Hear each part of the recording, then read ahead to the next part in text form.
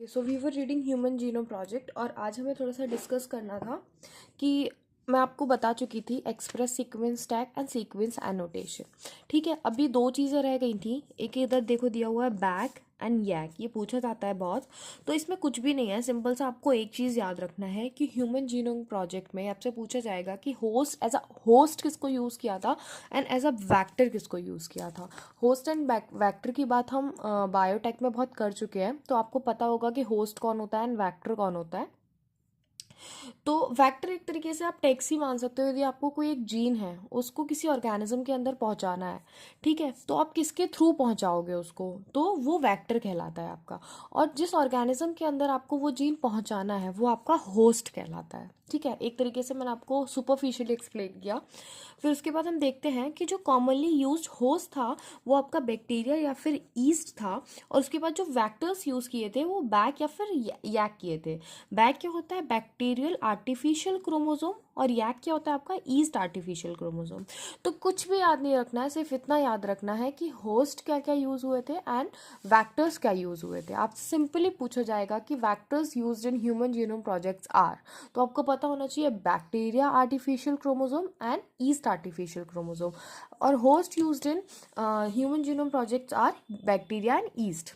ठीक है, इसके बाद हम नेक्स्ट देखते हैं salient features of human genome project. तो कुछ फीचर्स थे वो देख लेते हैं कि अभी हमने इतना मेगा प्रोजेक्ट है वो हो रहा है, ठीक है, हम कर रहे हैं। उसके बाद अब उसके रिजल्ट्स भी तो होंगे ना कुछ, कि हमें क्या पता चला उससे, तो वो हम देखते हैं। ह्यूमन जीनोम प्रोजेक्ट कंटेन इतने मिलियन बेस पेयर्स, कितने? 3164.7 मिलियन बेस पेयर्स। उसके बाद बोल रहे हैं the average gene consist of 3000 base pair but size very greatly with largest known gene being dystrophin at 2.4 million base pair. देखो, एक average gene में कितने बेस पेयर होंगे आपके? 3000 बेस पेयर होंगे, बट जो साइज है वो आपका वेरी करता है। और सबसे बड़ा लार्जेस्ट नोन ह्यूमन जीन कौन सा है आपका? डिस्ट्रॉफिन का है। कितने बेस पेयर्स हैं उसमें आपके? कितने बेसेस हैं उसमें आपके? 2.4 मिलियन बेसेस हैं। ठीक है, उसके बाद बोल रहे हैं the total number of gene is estimated at 30,000, much lower than previous estimate. पहले हमने कितना एस्टिमेट किया था? 80,000 टू 1,40,000 जीन्स हमने एस्टिमेट किए थे, लेकिन हमें टोटल जीन्स मिले कितने? 30,000 मिले। मतलब काफ़ी कम जीन मिले, जितने हमने एक्सपेक्ट किए थे उससे काफ़ी कम जीन मिले। फिर उसके बाद बोल रहे हैं ऑलमोस्ट ऑल 99.9% न्यूक्लियोटाइड बेसिस जो है वो एग्जैक्टली सेम होते हैं सब में। ठीक है, उसके बाद बोल रहे हैं the functions are unknown for over 50% of the discovered genes. हम काफ़ी जीन्स जो है वो डिस्कवर्ड कर चुके हैं ओवर द ईयर्स, लेकिन जो फंक्शंस हैं वो कुछ लिमिटेड जीन्स के ही हमें नोन है। और ऐसा बोला जा रहा है कि जो 50% जीन है उनके अभी तक हमें फंक्शंस ही नहीं नोन है। उसके बाद बोल रहे हैं less than 2% of the genome code for protein. जो आपका इतना बड़ा मेगा प्रोजेक्ट है उसमें सिर्फ 2% आपका जो जीनोम है वही कोड कर रहा है आपका प्रोटीन के लिए, बाकी आपकी बॉडी में सब नॉन कोडिंग पार्ट होता है। ठीक है, उसके बाद बोल रहे हैं रिपीटेड सीक्वेंस जो होता है वो makeup a very large portion of human genome, वही चीज़ जो मैंने आपको एक्सप्लेन किया अभी।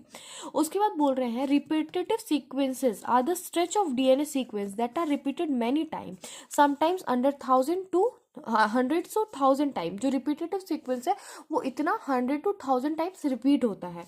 दे are thought to have no direct coding function.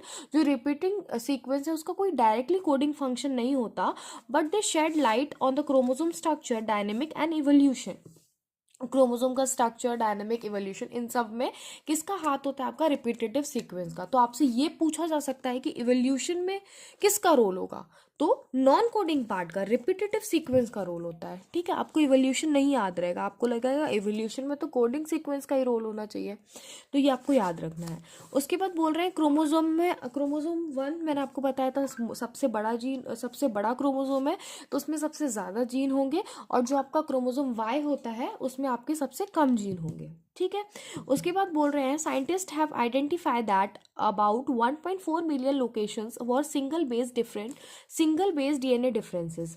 एसएनपीज बोलते हैं हम इसको। देखो, एसएनपीज क्या है? जहाँ पे सिंगल न्यूक्लियोटाइड का सिर्फ डिफरेंस है सीक्वेंसिंग में, जब सिंगल न्यूक्लियोटाइड का सिर्फ डिफरेंस है तब उसको हम बोलते हैं सिंगल न्यूक्लियोटाइड पॉलीमॉर्फिज्म।